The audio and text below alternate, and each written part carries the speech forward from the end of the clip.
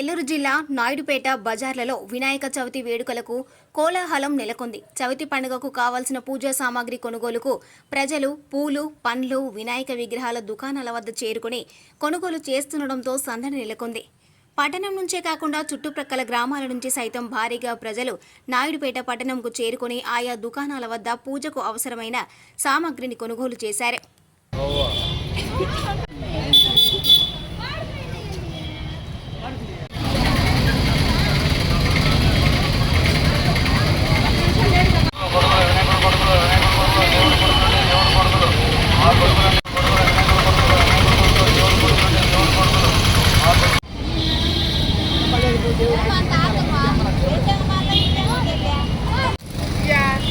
అరవై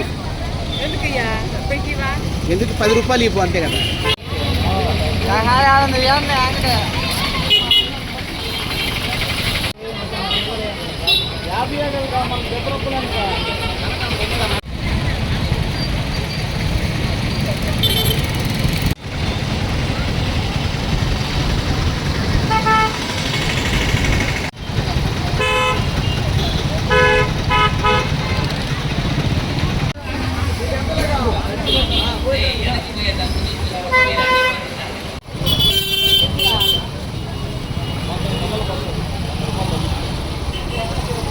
జన్మదిన శుభాకాంక్షలు.